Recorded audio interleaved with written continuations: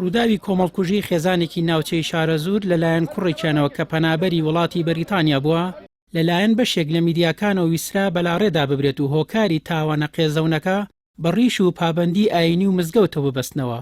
پێشنیۆژ و وتاربێژی ئەو مزگەوتەی کە پوکوژەکەی نوێژی لێکردووە باز لەوە دەکات بەشیر پەیوەندی لەگەڵ خێزانەکەی خراپ بوو باوکی گلەی لێی هەبووە چەندین جاریش دەستێوەردانی لە کاروباری مزگەوتدا کردووە. ڕۆژ بە ڕۆژ هەستمان دەکرد ئەم برایە قامستر دەبێت تۆزێک یعنی کەسێکی ئاسایی نەبوو ئامۆژگاریمان دەکرد.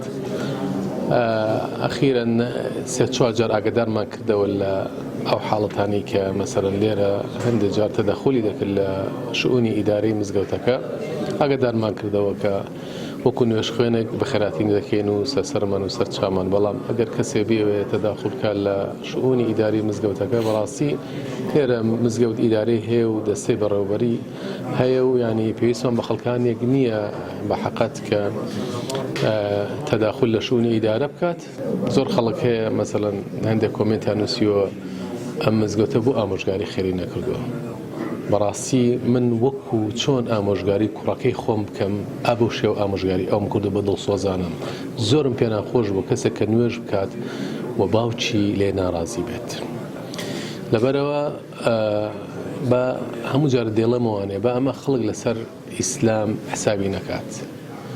ئەم برایە بەڕاستی حاڵەتێکی نەفسی هەبووە ئەگەنا باوەڕ ناکەم هیچ کەسێک زەڕێ ئیمانی لە دڵدا بێت و قورئانی خوێن بێتەوانێ و تێگەیشت بێت لە قورئان دڵی دایک و باوکی بشکێنە چ جای ئەوەی بەفی شەک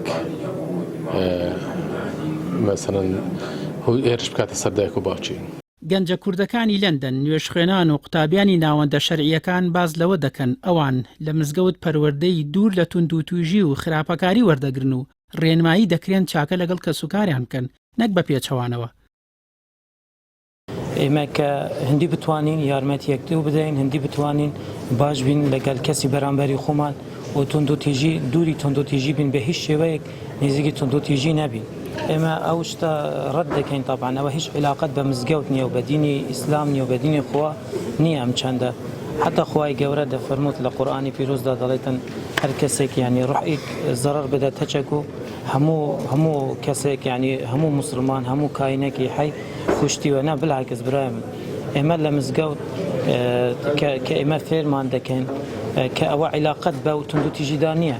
ئەوە کەسێکە لە مەسەڵەن ئێمە ئێستا چەند کەسین دەڵێن مەسەڵەن ئێمە 1000 کەسین لەو مزگەوتە دەئین و دەچین لەو 1000 کەسانە ئەگەر تو ببینی هەموو بڵاکەس هەموو کەسی ئاسانە و کەسی باشن و کەسی یعنی یارمەتی خەڵکیەک دەدەن نە لە مسلمانیش بیت یعنی لە دەرەوەی دینی ئیسلامیش بیت و لە دەرەوەی مزگەوتیش بیت یارمەتی ئەدەن.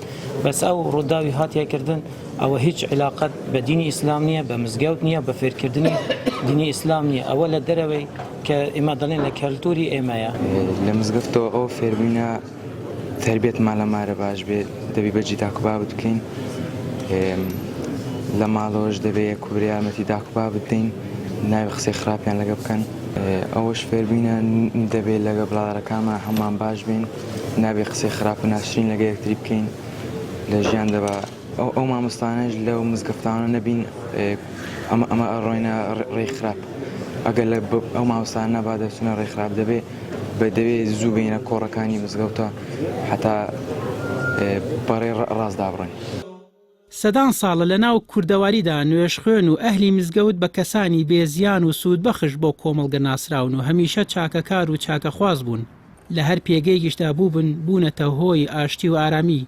کوردانی تاراوگەشت لە ڕێی مزگەوت و ناوەند و ڕێکخراوە ئیسلامی و پەروەردەییەکانەوە پارێزگاریان لەو ناسنامە باڵایی خۆیان کردووە.